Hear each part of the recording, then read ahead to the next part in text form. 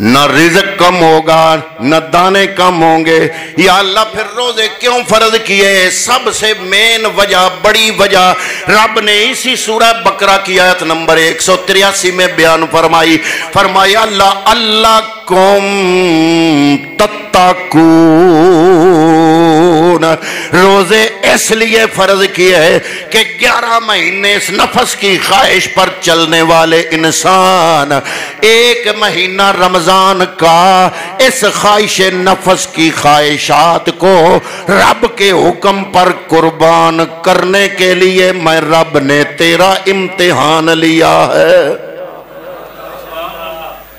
روزے کا مقصد لعلکم تتقون، فرمایا اس میں بھی تمہاری بھلائی ہے، تمہارے اندر تقوی پیدا کرنے کے لیے، تمہارے اندر تخت الشعور کے اندر جب پیٹ بھوک بھوک کہے گا، الجو کی آواز آئے گی، العطش کی آواز اندر سے آئے گی، تو اس وقت تم اپنی پیاس اور بھوک کو برداشت کرو گے رب کے لیے۔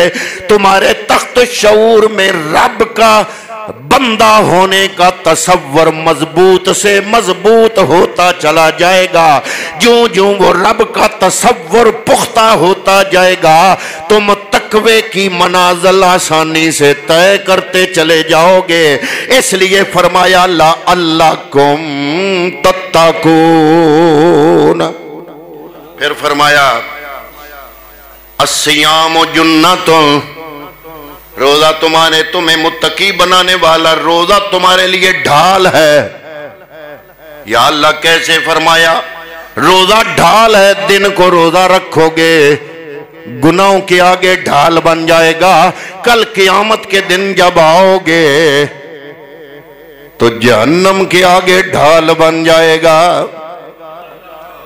فرمایا من صام ایمانا و احتسابا غفر له ما تقدم من ذنبہ، بخاری شریف حدیث کا نمبر ہے 37۔ فرمایا وہ بندہ جس نے رمضان المبارک کے روزے ایمان اور احتساب کے ساتھ مکمل خلوص نیت کے ساتھ رکھ لیے، فرمایا غفر له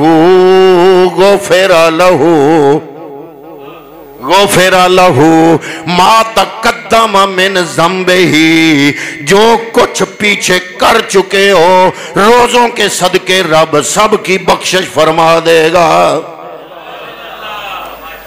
فرمایا بخاری شریف حدیث کا نمبر 1904، فرمایا کل عمل ابن آدم لہو، ابن آدم کا ہر عمل اس کے لیے ہے، الا الصیام، سوائے روزوں کے۔ فرمایا بندہ مومن ابن آدم کا ہر عمل اس کے لیے سوائے روزوں کے۔ یا اللہ کیوں؟ فرمایا فَإِنَّهُ لِي وَأَنَا أُجْزَى بِهِ، یہ روزہ بندہ میرے لیے رکھتا ہے، اس کی جزا میں رب آپ بن جاتا ہوں۔ بیان کرنے کا مطلب یہ ہے ہر نیکی کا اجر جنت ہے، روزے کا اجر صرف جنت نہیں، جنت والا خدا آپ بن جاتا ہے۔ پیغمبر اکرم صلی اللہ علیہ وسلم فرماتے ہیں، مسلم شریف کی حدیث نمبر 1151، فرمایا للصائم فرحتان۔ اب اس میں راز بڑا ہے، سمجھنا تو ہر بندے نے اپنے حساب سے ہوتا ہے، لفظ بڑے قابل غور ہیں۔ فرمایا للصائم فرحتان، روزے دار کے لیے 2 خوشیاں۔ فرمایا للصائم فرحتان، اے بندے دھیان کر، تو 2 چیزوں کا مجموعہ ہے، ایک جسم ہے ایک روح ہے۔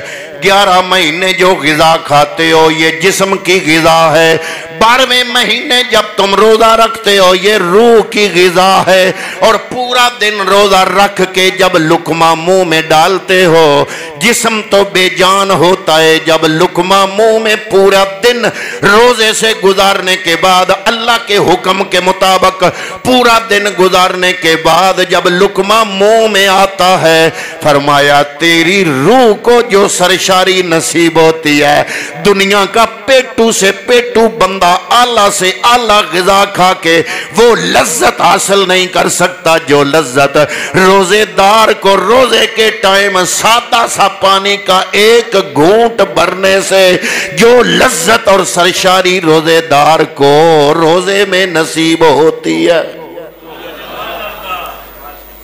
फरमाया दो खुशियां या अल्लाह कौन कौन सी? फरमाया लिस्साए में फरहतान फरहतुन इंदल इफ्तार, एक खुशी तो अफ्तार के वक़्त बंदे को नसीब होती है, बंदे की रूह खुश होती है कि पूरा दिन अल्लाह के हुक्म के मुताबिक गुजारने में कामयाब हो गया, रूह को सरशारी मिलती है। दूसरी खुशी फरमाया व फरहतुन इंदा लिकाइर रहमान, फरमाया दूसरी खुशी उस वक्त होगी जब रब मुलाकात करेगा। 1.25 लाख नबी आए, किसी ने भी रब का दीदार दुनिया ते नहीं नसीब होया सिवाय साडे नबी दे। एक मुहम्मद अरबी नूं नसीब होया इस दुनिया की जिंदगी च। रब का दीदार लेना कोई आसान काम नहीं। यही वजह कि हदीस पाक में आता है कि शहीद को जब शहीद होगा ना तो रब उसको बगैर हिसाब के जन्नत दे देगा, भी जाओ जन्नत में। तरह तरह की नेमतों से जब मुस्तफीद होगा ना तो रब पूछेगा बताओ तूने मेरे लिए जान कुर्बान की, तुम शहीद हुए, बताओ मैंने जो इनामात तुम्हें दिए तुम खुश हुए या नहीं हुए? वो शहीद अर्ज करेगा या अल्लाह बड़े इनाम है तेरे, लेकिन मैं चाहता हूं मुझे दोबारा जिंदा कर, फिर मुझे जिंदगी दे, मैं तेरे रास्ते में कुर्बान हो जाऊं, फिर मैं मर जाऊं, फिर मैं जिंदा हो जाऊं, फिर तेरे रास्ते में जान कुर्बान करूं। क़यामत तक ऐसे ही बार बार होता रहे। जो लज्जत उसमें है वो तेरी जन्नत में नहीं। अब इसमें बड़ा राज है, समझने वाले खुश नसीब होंगे। राज वो समझाना, वो बात समझाना मकसद है जो बात हम दुनिया की जिंदगी में नहीं समझ सकते। क्यों? हम दुनियादार हैं, हम मादी जिंदगी में रहते हैं, मादियत परस्त हैं, मटीरियलिज्म में है, हम सारी जिंदगी यहां गुजार रहे हैं। वो रूहानी लताइफ से हम मारूम हैं, हम वो बात नहीं समझ सकते थे जो बात मुस्तफा ने इस बात में समझा दी कि हजूर ने फरमाया रब फरमाएगा कि जो जो वादे किए तुम्हें जन्नत दी, फिर क्यों नहीं खुश? तो वो कहेगा या अल्लाह मैं चाहता हूं मैं दोबारा जिंदा मर जाऊं, दोबारा दुनिया में जाऊं, दोबारा फिर तेरी रास्ते पे अपनी जान कुर्बान करूं, फिर मुझे दुनिया में भेजा जाए। बार बार ऐसे होता रहे। तो हजूर फरमाते हैं वजह यह है कि मरते वक्त जब रूह निकलता है शहीद को रब का दीदार नसीब होता है। ये बताना मकसद था कि जन्नत बड़ी आला, जन्नत में बड़े इनाम, जन्नत में बड़ी लज्जत, लेकिन जन्नत के सारे इनामात अल्लाह के दीदार की लज्जत के सामने हेच हैं। और रोजेदार वो है जिसको रब अपने दीदार की लज्जत अता फरमाएगा। रोजेदार को रब अपना दीदार अता फरमाएगा।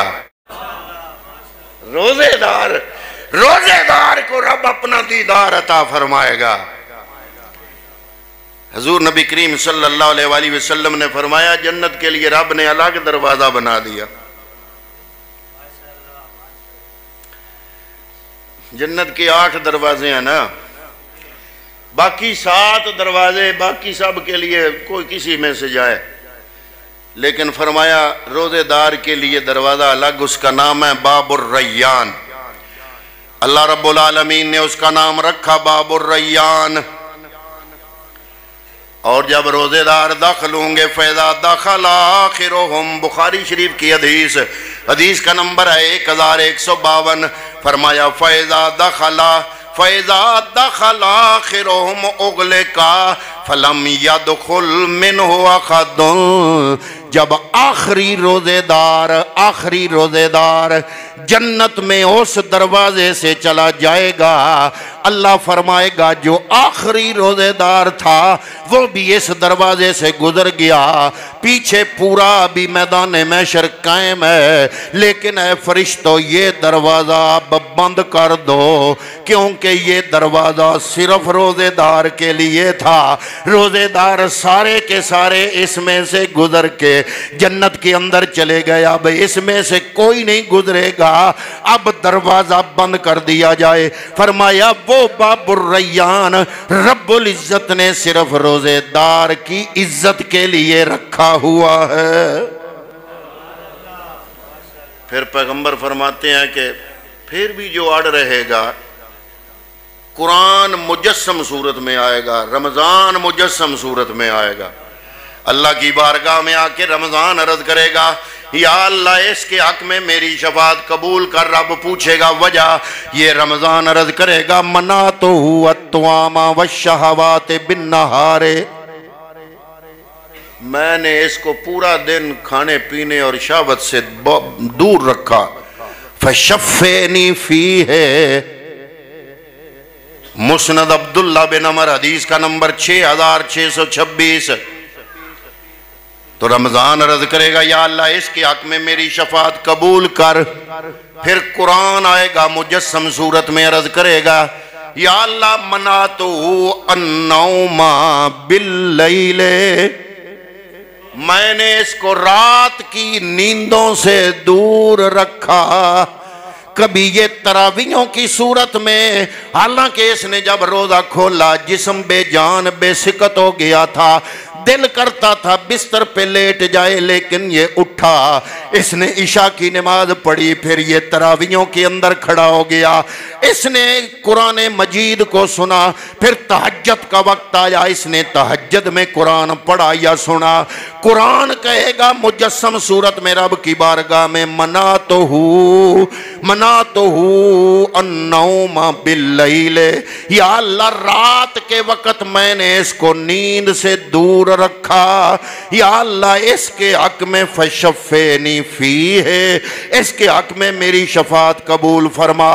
فیشفعان، پیغمبر اکرم فرماتے ہیں رب رمضان اور قرآن دونوں کی شفاعت قبول کر کے روزے دار کو جنت عطا فرما دے گا۔ پھر یہ تو ہو گئی فضائل روزہ۔